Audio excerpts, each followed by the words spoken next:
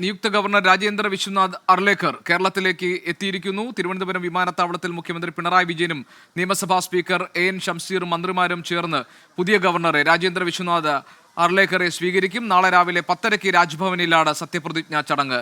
ഷഫീദ് റാവുത്തർ വിവരങ്ങൾ നൽകാനുണ്ട്. ഷഫീദ്, ഒരു ഗവർണർ ഇവിടെ നിന്ന് പോയപ്പോൾ ഔദ്യോഗികമായ യാത്രയപ്പ് നൽകിയില്ല. മുഖ്യമന്ത്രിയോ മന്ത്രിമാരോ അദ്ദേഹത്തെ യാത്രയാക്കാൻ വന്നതുമില്ല.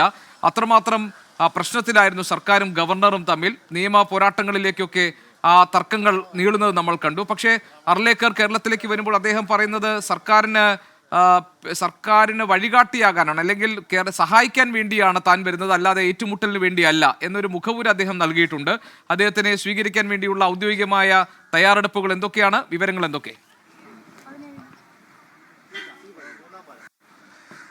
ഗോപികൃഷ്ണൻ, നിയുക്ത ഗവർണർ രാജേന്ദ്ര വിശ്വനാഥ് അർലേക്കർ ഇപ്പോൾ കേരളത്തിലേക്ക് എത്തിയിട്ടുണ്ട്. തിരുവനന്തപുരം വിമാനത്താവളത്തിലെ ടെക്നിക്കൽ ഏരിയയിൽ വിമാനമിറങ്ങിയ ശേഷം അദ്ദേഹം പുറത്തേക്ക് പോകുന്നതാണ് നമ്മൾ കണ്ട ദൃശ്യങ്ങൾ. ഇപ്പോൾ മുഖ്യമന്ത്രി ഈ ടെക്നിക്കൽ ഏരിയയിൽ നിന്ന് പുറത്തേക്ക് പോകുന്നത് കാണാം. നേരത്തെ ഗോപി സൂചിപ്പിച്ചതുപോലെ തന്നെ ആരിഫ് മുഹമ്മദ് ഖാനുമായി വലിയ കൊമ്പുകോർക്കൽ സർക്കാർ നടത്തി. അതിനൊടുവിൽ ആരിഫ് മുഹമ്മദ് ഖാൻ കേരളത്തിൽ നിന്ന് മടങ്ങുമ്പോൾ അദ്ദേഹത്തെ യാത്രയാക്കാൻ മുഖ്യമന്ത്രിയോ മന്ത്രിമാരോ അടക്കം ആരും പോയിരുന്നില്ല. അങ്ങനെ ഒരു രാഷ്ട്രീയ സാഹചര്യം ആ വിഷയത്തിലുണ്ടായിരുന്നു. അങ്ങനെ രാജ്ഭവനും സർക്കാരും തമ്മിൽ അങ്ങനെ ഒരു വലിയ ഗ്യാപ്പ്, ഒരു വലിയ ഗ്യാപ്പ് ആ വിഷയങ്ങളുമായി ബന്ധപ്പെട്ട് സർവകലാശാല വിഷയം മുതൽ ഇങ്ങോട്ട് പല വിഷയങ്ങളിൽ അങ്ങനെ ഉണ്ടായിരുന്നു. പക്ഷേ രാജേന്ദ്ര വിശ്വനാഥ് അർലേക്കർ അദ്ദേഹത്തിന്റെ നിലപാട് പ്രഖ്യാപിച്ചിട്ടുണ്ട്. മാത്രമല്ല, ആ വിഷയത്തിൽ മുൻധാരണകൾ വേണ്ട എന്നുള്ള നിലപാട് CPM-നും സർക്കാരിനുമുണ്ട്. ഏതായാലും മുഖ്യമന്ത്രിയും മറ്റു മന്ത്രിമാരും ഉൾപ്പെടെ വിമാനത്താവളത്തിലെ ടെക്നിക്കൽ ഏരിയയിൽ ഇപ്പോൾ നിയുക്ത ഗവർണറെ സ്വീകരിച്ചിട്ടുണ്ട്. നാളെ രാവിലെ 10:30 രാജ്ഭവനിൽ സത്യപ്രതിജ്ഞാ ചടങ്ങുകൾ നടക്കും. ആരിഫ് മുഹമ്മദ് ഖാൻ ഈ BJP-യോടും സംഘപരിവാറിനോടും അനുഭാവമുള്ളയാളായിരുന്നുവെങ്കിൽ അർലേക്കർ BJP നേതാവും RSS-ഉമായി അടുത്ത ബന്ധമുള്ള ആളുമാണ് എന്നുള്ളതും ഒരു രാഷ്ട്രീയ പ്രത്യേകതയാണ്. അതിനാൽ തന്നെ കേരളത്തിലേക്കുള്ള അർലേക്കറിന്റെ വരവിന് ഏറെ രാഷ്ട്രീയ മാനങ്ങളുണ്ട്. ഗോവ സ്വദേശിയായ അർലേക്കർ BJP രൂപം കൊണ്ട് 1980 മുതൽ പാർട്ടിയുടെ BJP-യുടെ ഭാഗമാണ്. BJP ഗോവ ജനറൽ സെക്രട്ടറി ആയിരുന്നു. മാത്രമല്ല, അദ്ദേഹം പലതരത്തിൽ ഗോവയിൽ അദ്ദേഹത്തിന്റെ രാഷ്ട്രീയ പ്രവർത്തനത്തിന് ശേഷം അഡ്മിനിസ്ട്രേറ്റീവ് ചുമതലകളിലും ഇരുന്നു എന്നുള്ളതും അദ്ദേഹത്തെ സംബന്ധിച്ച് ഏറ്റവും പ്രധാനപ്പെട്ട കാര്യമാണ്. 2014 മനോഹർ പരീക്കർ കേന്ദ്രമന്ത്രിസഭയിൽ പ്രതിരോധ വകുപ്പ് മന്ത്രിയായി നിയമിതനായപ്പോൾ അർലേക്കറെ ഗോവ മുഖ്യമന്ത്രിയായി വരെ പരിഗണിച്ചിരുന്നു.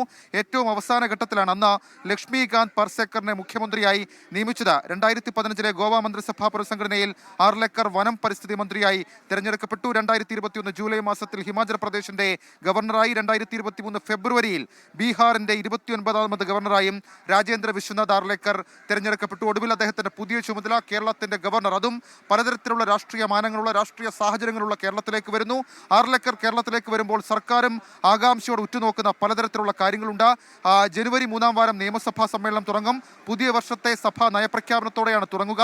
സാമ്പത്തിക പ്രതിസന്ധി ഉൾപ്പെടെയുള്ള പ്രശ്നങ്ങളിൽ കേന്ദ്ര വിമർശനം ഉള്ളടക്കമാകും. പുതിയ ഗവർണർ നയപ്രഖ്യാപനത്തിൽ എന്ത് നിലപാടെടുക്കും എന്നുള്ളത് അതീവ നിർണായകമായിട്ടുള്ളൊരു കാര്യമാണ്. മാത്രമല്ല, മറ്റു പല വിഷയങ്ങൾ, പ്രത്യേകിച്ച് ഈ വിരമിച്ച ജഡ്ജിമാരായ വി ഷർസി, അശോക് മേനോൻ എന്നിവരെ ഉപലോകായുക്തമാരായും PSC അംഗമായ ഋഷ T ഗോപാലിനെ നിയമിക്കാനുള്ള സർക്കാർ ശുപാർശ ഒപ്പിടാതെയാണ് ഗവർണർ ആരിഫ് മുഹമ്മദ് ഖാൻ മടങ്ങിയത്. ഇതിലടക്കം പുതിയ ഗവർണറുടെ നിലപാട്, തീരുമാനം അത് ശ്രദ്ധേയമായി മാറുകയും ചെയ്യും. അതിനേക്കാളൊക്കെ അപ്പുറത്തേക്ക് സർക്കാരും രാജ്ഭവനും തമ്മിൽ ഊഷ്മളമായ ബന്ധമായിരിക്കുമോ ഉണ്ടാവുക, അതോ ആരിഫ് മുഹമ്മദ് ഖാൻ തുടങ്ങി വെച്ച നമ്മൾ മുൻപെങ്കും കണ്ടിട്ടില്ലാത്ത തരത്തിലേക്കുള്ളൊരു കൊമ്പ് കോർക്കൽ ഉണ്ടായിരുന്നു? അതടക്കമുള്ള കാര്യങ്ങൾ സ്വാഭാവികമായും വലിയ തരത്തിൽ ചർച്ചയാകും. ശരി, ഷഫീദ് റാവുത്തറാണ് വിവരങ്ങൾ നൽകിയത്. നിയുക്ത ഗവർണർ രാജേന്ദ്ര വിശ്വനാഥ് അർലേക്കർ കേരളത്തിലേക്ക് എത്തുന്നു. തിരുവനന്തപുരം വിമാനത്താവളത്തിൽ മുഖ്യമന്ത്രി പിണറായി വിജയനും നിയമസഭാ സ്പീക്കർ എൻ ഷംസീറും മന്ത്രിമാരും ചേർന്ന് രാജേന്ദ്ര വിശ്വനാഥ് അർലേക്കറെ സ്വീകരിക്കും.